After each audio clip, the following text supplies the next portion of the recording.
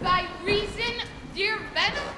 Give thy reason. You must needs yield your reason, Sir Andrew. Mary, I saw your niece do more favors to the Count's serving man than she ever bestowed upon me.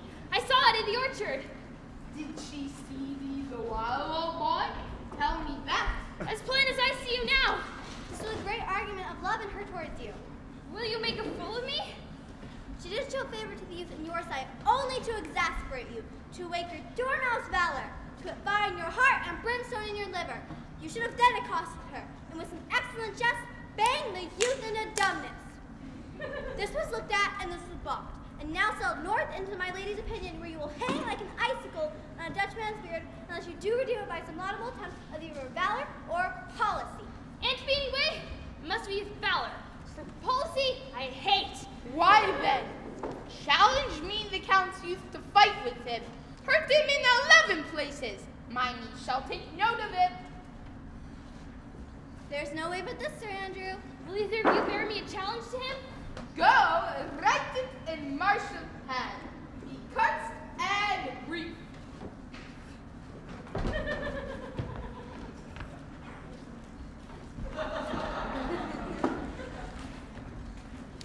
Why, we shall have a rare letter from him. Oh, how the youngest wren of 9 comes! Yon Cole Malvolio and yellow stockings! And cross-gartered! Most villainously, he does obey every point of the letter. Come bring us where he is!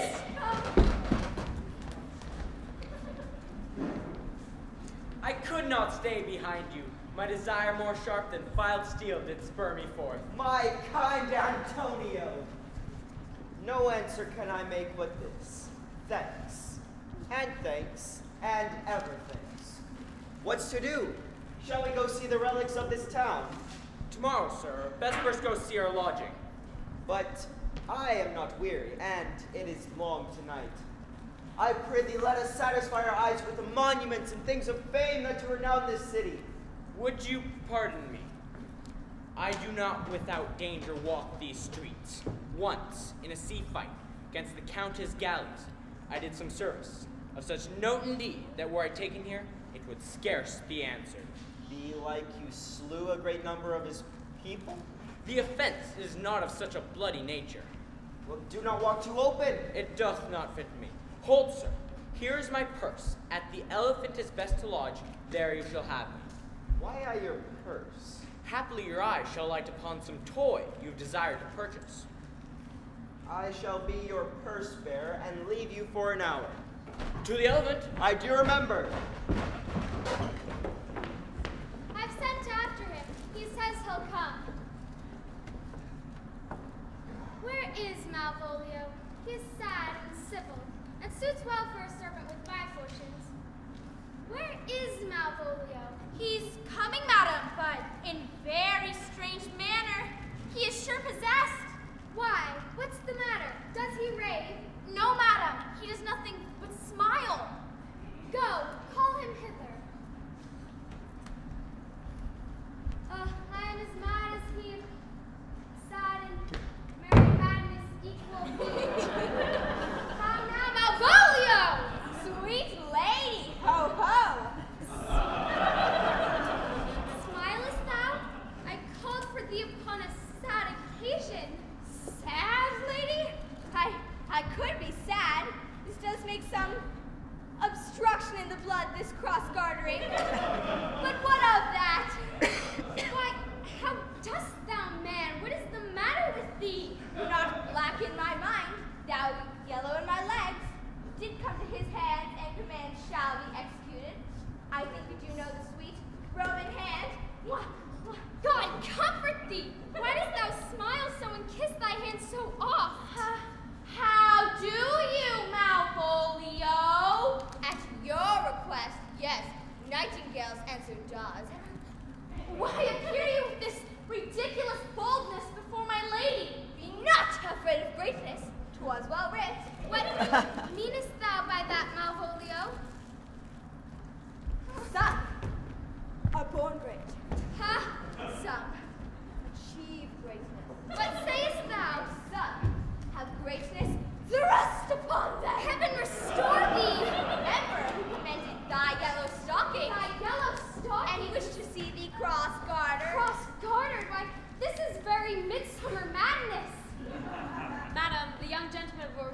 escort has returned. I can hardly entreat him back. He attends your ladyship's pleasure. I'll come to him. Good Mariah. Let this fellow be looked to. Where's my cousin Toby? Let some of my people have a special care of him.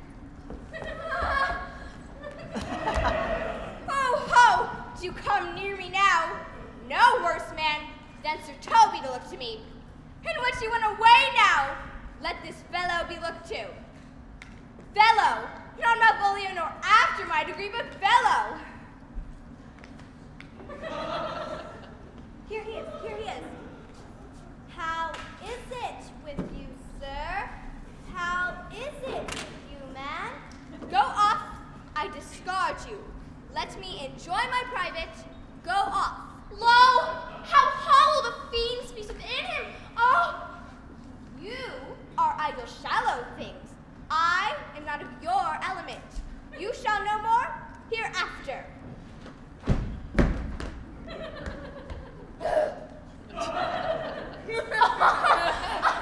Why, we shall make him mad indeed. Here's the challenge. Read it. I warned there's vinegar and pepper in it. Isn't it so saucy? I warned him. Do but read. Give me. Youth whatsoever thou art but a scurvy fellow. Good and valiant. Wonder not, nor admire not in thy mind why I call thee so, for I will show no reason for it. Good, that keeps you from the blow of the law. Thou comest to the Lady Olivia, and in my sight she uses thee kindly. Good. But thou liest in thy throat. That is not the matter I challenge thee for. Very brief and to exceeding good sense. Left. I will waylay thee going home, for if it be thy chance to kill me, Good. thou killest me like a rogue and a villain. Still you keep on the winning side of the law. Fare thee well, and God have mercy upon one of our souls. He might have mercy upon mine, but my hope is better, and so look to thyself. Thy friend, as thou usest him, and thy sworn enemy, Andrew Aguichi. If this letter move him not, his legs cannot. I'll get him. You may have very fit occasion for it. He is now in some commerce with my lady, and will by and by depart. Why then, scout me the corner of the orchard for him like a bum-belly. As soon as thou ever hast seen him, draw. As thou drawest, swear horrible, for it comes to pass. Nay, let me alone for swearing.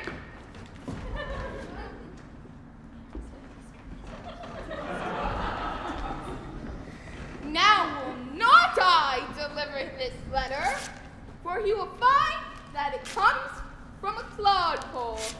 Instead, I will deliver his challenge by word of mouth. Here he comes with your niece.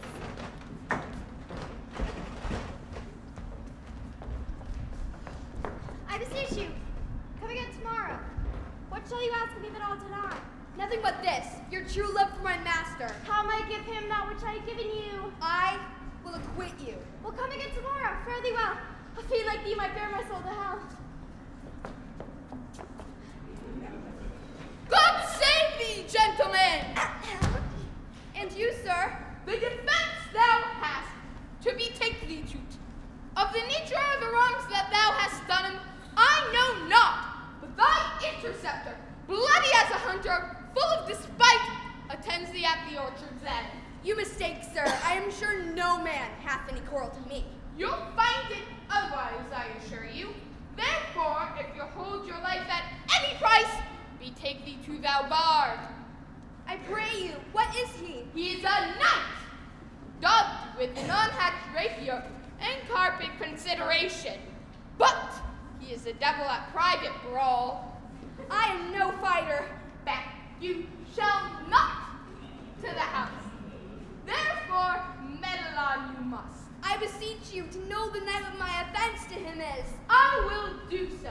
Signora Fabian, stay you by this gentleman till my return. Pray you, sir, what manner of man is he? He is the most skillful, bloody, and fatal opposite that you could find in any part of Illyria. Will you walk towards him?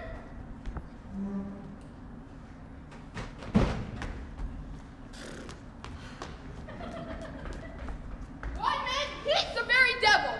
Pox on him. I'll know pacified. Fabian can scarce hold him yonder. Plague on him!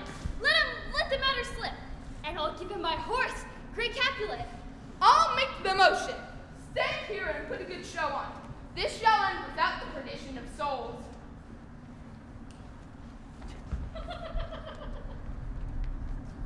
I have his horse to take up on the quarrel. He looks pale as if a bear were on his heels.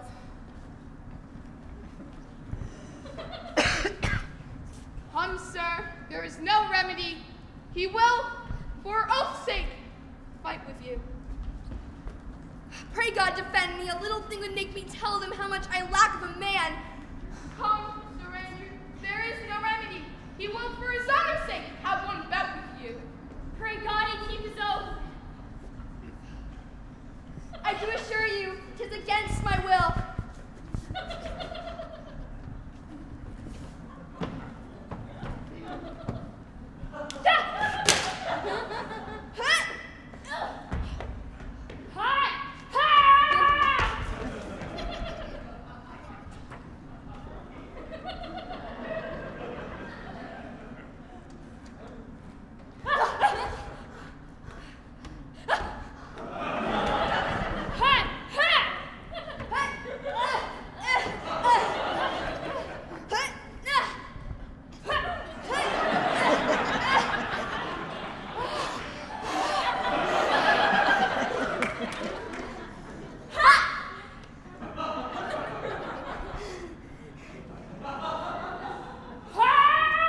Put up your sword! If this youth have done offense, I take the fault on me. If you have offended him, I for him defy you. You, sir, what are you? One, sir, that for his love dares yet do more than you've heard him brag to you he will. Nay, if you be the undertaker, I am for you. Good Sir Toby, hold! Here come the officers. I'll be with you anon. Pray, sir, put your sword up, if you please. Mary, will I, sir? And for that I promise you, he will bear you easily and reigns well. This is the man to thy office! Antonio, I arrest thee at the suit of Count Orsino. You do mistake me, sir. No, sir. No, Jot. I know your favor well, though now you have no sea cap upon your head. I must obey. This comes with seeking you, but there's no remedy. I shall answer it. What will you do now? My necessity makes me to ask you for my purse. Come, sir, away. I must entreat you of some that money. What money, sir? For the fair kindness you've showed me here, in part being prompted by my present trouble out of my lean and low ability, I'll lend you something. My having isn't much. I'll make division of my present with you. Hold, there's half my coffer. Will you deny me now? Do not tempt my misery. I hate ingratitude more in a man than lying, vainness, and babbling. Come, sir, I pray you, go. This youth you see here, I snatched one half out of the jaws of death. What's that to us? Thou hast, Sebastian, done good feature shame. Virtue is beauty, but the beauteous evils are empty chunks over, flourished by the devil. The man grows mad. Away with him. Lead me on. Methinks his words do from such passion fly that he believes himself. So do not I. Prove true, imagination.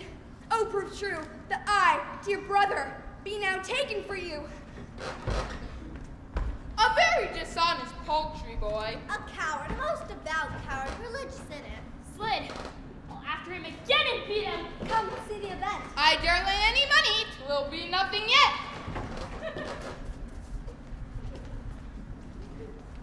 Will you make me believe I'm not sent for you? Go to, thou art a foolish fellow.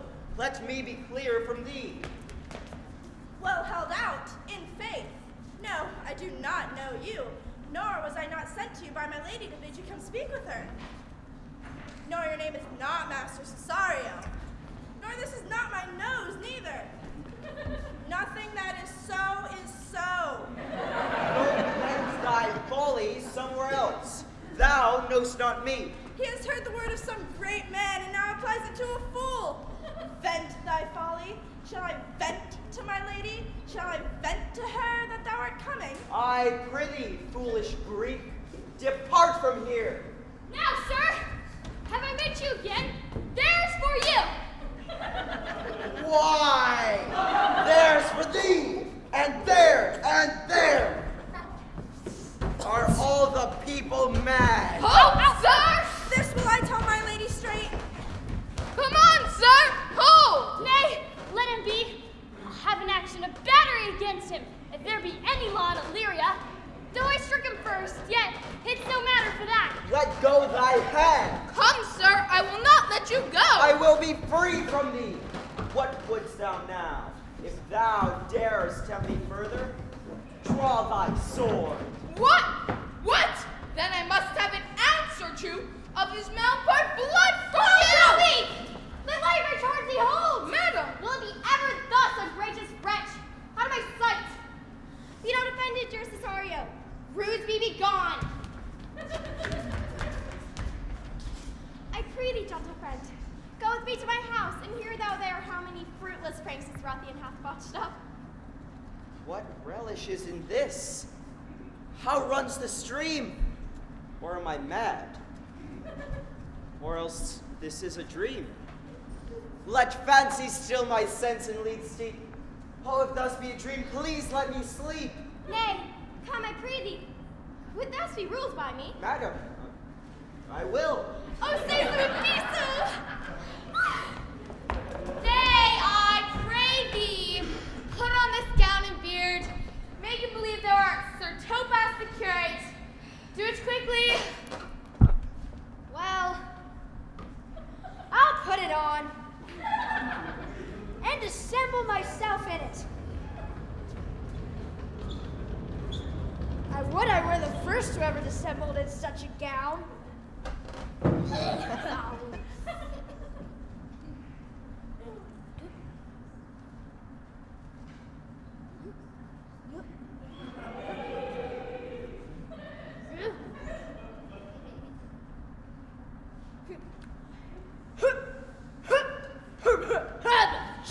Bless thee, Master Parson. What is this, Sir Toby? What ho, I say? Peace in this prison! The knave counterfeits well, a good name. Who calls there? Sir Toby. Sir Topaz the curate, who comes to visit Malvolio the lunatic. Sir Topaz, good Sir Topaz, go to my lady. Out, hyperbolical fiend! How vexest thou this man? Talkest thou nothing but of ladies? Well said, Master Parson. Sir Topaz, never was man thus wronged. Good Sir Topaz, do not think I am mad. They have laid me here in hideous darkness. Fie! Thou dishonest Satan! Sayest that house is dark? As hell, Sir Topaz. Why, it hath bay windows as transparent as barricadoes. I am not mad, Sir Topaz. I say to you, this house is dark. Madman, thou errest. I say there's no darkness but ignorance. I say, this house is dark as ignorance, though ignorance were as dark as hell. Fare thee well. Remain thou still in darkness. Sir Topaz! Thy most exquisite, Sir Topaz. Nay, I'm for all waters. Thou mightest have done this without thy gown and beard. He sees thee not. To him, in thine own voice, I wish we were well rid of this knavery, for I am now so far in offense with my niece that I cannot pursue with any safety this sport to the upshot. Come by and by.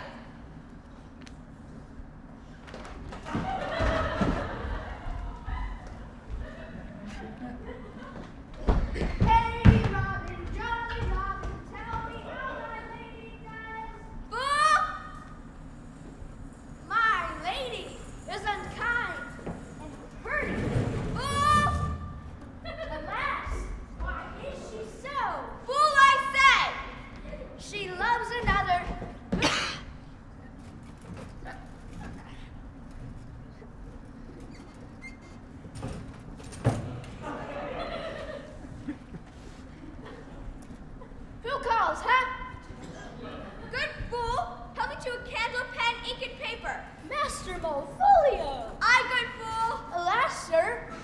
besides your 5 wits?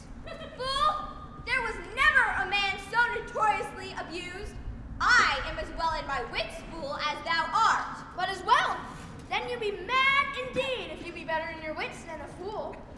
I tell thee, I am as well in my wits as any man in Illyria. Well a day that you were, sir. By this hand I am. Good fool, some light and pen and paper and ink, to convey what I'll send down to my lady. I'll fetch you a light, paper, and ink. Fool, are requited in the highest degree. I pray thee, be gone.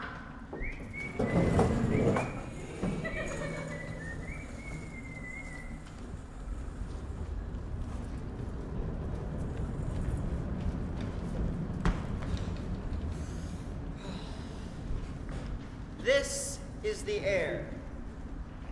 That is the burning sun. This pearl she gave me, though I do feel it and see it, and though 'tis wonder that enwraps me thus, yet 'tis not madness. Where's Antonio then? I could not find him at the Elephant. His counsel now might do me golden service. Blame not this haste of mine, if you mean well. Now go with me and with this holy man to the chantry by, and there, before him, play me the full assurance of your faith. What do you say? I will follow this good man and go with you, and having sworn in truth, ever will be true. Then lead the way, good father, into heaven so shine, that may fairly note this act of mine.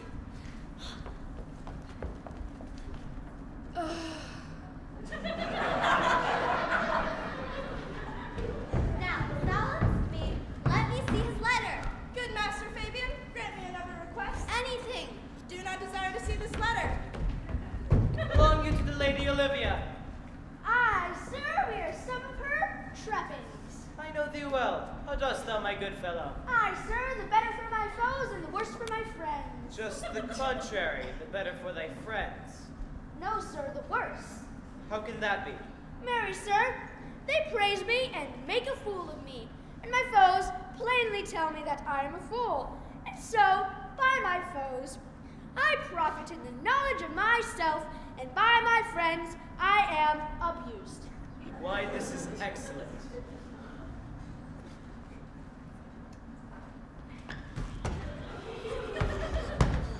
If you will let your lady know I wish to speak with her and bring her along with you, it may awaken my bounty further.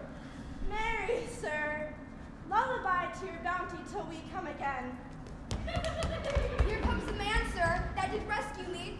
That face of his I do remember well. Orsino. This is that Antonio that took the phoenix and her frock from Candy. And this is he that did the tiger board when your young nephew Titus lost his leg. Here in the streets, desperate of shame and state, in private rabble did we apprehend him. He did me kindness, sir, drew on my side. Notable pirate, thou saltwater thief, what foolish boldness hath brought thee to their mercies, whom thou hast made thine enemies? Orsino, noble sir, a witchcraft drew me hither, that most ungrateful boy there by your side. From the rude seas and rage and foamy mouth did I redeem, and for his sake did I expose myself, pure for his love, into the dangers of this adverse town, where being apprehended, he denied me of my own purse. How can this be? When came he to this town? Today, my lord, and for 3 months before, no intern, not a minute's vacancy, both day and night we keep company. But for thee, fellow, thy words are madness. 3 months this youth hath tended upon me. Here comes the Countess. Now heaven walks on earth. Cesario, you do not keep promise with me. Madam! Gracious Olivia, What do you say, Cesario? Good, my lord. My lord would speak. If it be aught to the old tune, lord, it is as fat and fulsome to mine ears, howling after music. still so cruel. Still so constant, lord. What a perverseness! What shall I do? Even what it please, my lord, that shall become him. But this is your minion, whom I know you love, and whom by heaven I swear I do. Him will I tear out of that cruel eye, Come, boy, with me. My thoughts are ripe in mischief. Where goes Cesario? After him I love, more than I love these eyes, more than my life, more, by all mores than ever I shall love wife. I, me detested, how am I beguiled? Who does beguile you? Who does you wrong? Hast thou forgot thyself? Is it so long? Call forth the Holy Father. Come away! Whither, my lord? Cesario. Husband! Stay! Husband! Husband, can he that deny? Her husband, Sirrah. No, my lord, not I. Oh, welcome, Father. Father, I charge thee, by thy reverence, here to unfold what dost thou know hath newly passed between this youth and me. A contract of eternal love, conferred by the mutual joining of your hands, attested by the holy close of lips, strengthened by the interchangement of your rings. Oh, thou dissembling cub! For the love of God, a surgeon, send one presently to Sir Toby. Why, what's the matter? He has broke my head across, has given Sir Toby a bloody coxcomb too. For the love of God, your help! Who has done this, Sir Andrew? The Count's gentleman, one Cesario. We took him for a coward, but he's the very devil incarnate. My gentleman, Cesario. Odds likely, there he is! Why do you speak to me? I never hurt you. You drew your sword upon me without cause. I bespoke you fair and hurt you not. If a bloody coxcomb be hurt, I think you have heard me. I think you said nothing by a bloody coxcomb. Here comes Sir Toby, halting. Oh, now, gentlemen, how is with you? Has hurt me, and there's an on. Get him to bed and let his hurt be looked to. I'm sorry, madam. I have hurt your kinsman. You throw such a strange regard upon me. Pardon me, sweet one, even for my vows we made each other but so late ago. One face, one voice, one habit, and two persons. Antonio! Oh, my dearest Antonio! Sebastian, are you? Fearest thou that, Antonio? How have you made division of yourself? Most wonderful!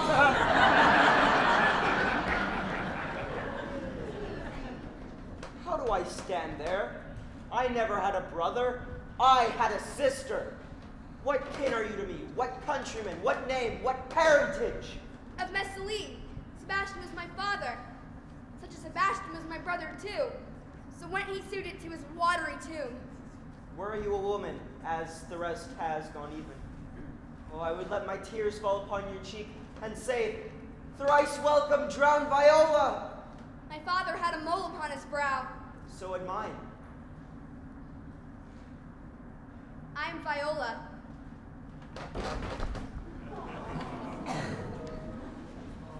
So comes it, lady, that you have been mistook.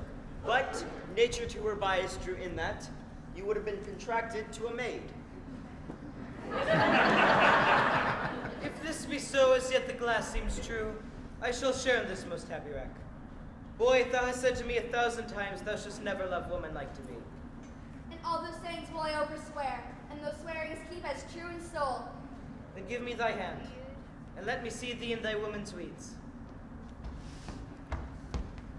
How does he, Sirrah? He has written a letter to you. Open it and read it. Prepare to be well edified when the fool delivers the madman. By the Lord, thou now art thou mad? No, Madonna, I do but read madness, and that is how it ought to be delivered. Prithee, read in thy right wits. So I do. Madonna? Read it you, Sirrah.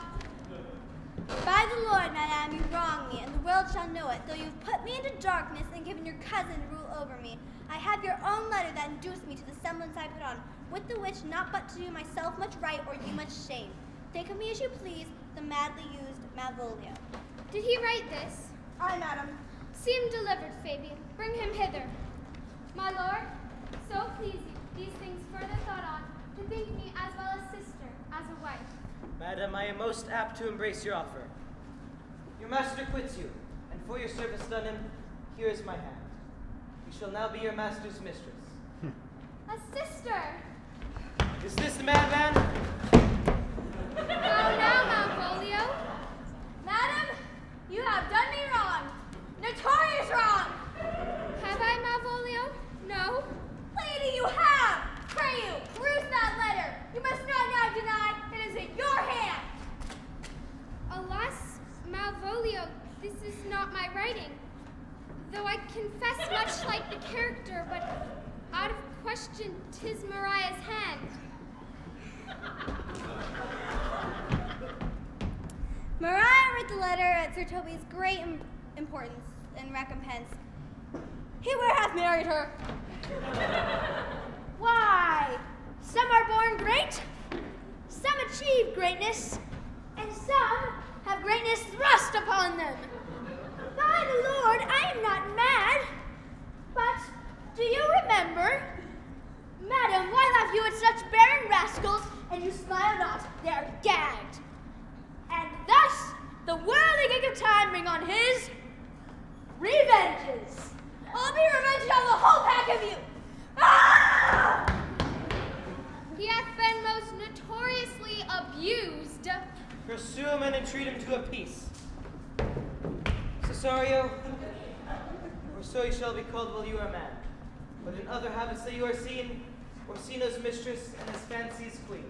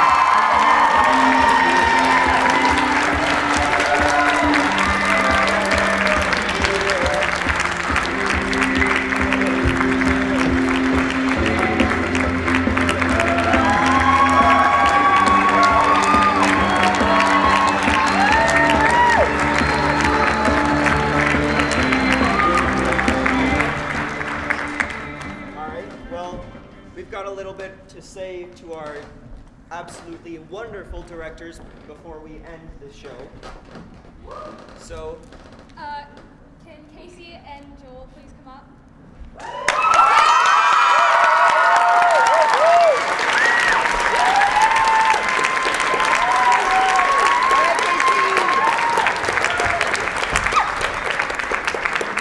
Casey, I've known you since the 6th grade, and don't cry. I'm not crying, but if you cry, you're gonna make me cry. So don't cry. So I've known you since the 6th grade, and you've been such a great director, and this is your first show directed, and I'm really gonna miss you.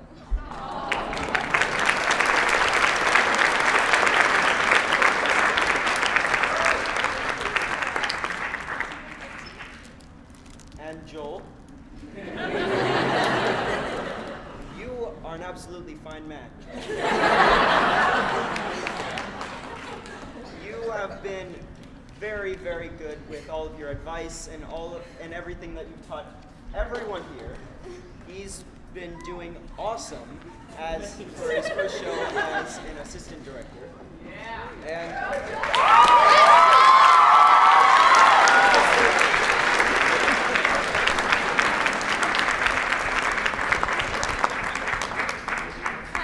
I also would like to bring up Laura Lambert, our producer.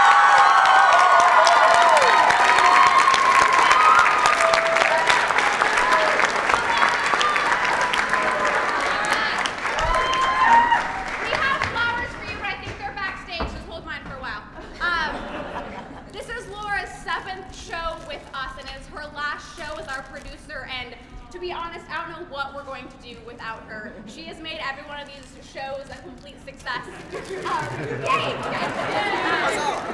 Her very first show with us, if I am right, was our very first Shakespeare, which is Midsummer Night's Dream. So we have come a long way since that very first show, and Laura, I couldn't have done any of this without you.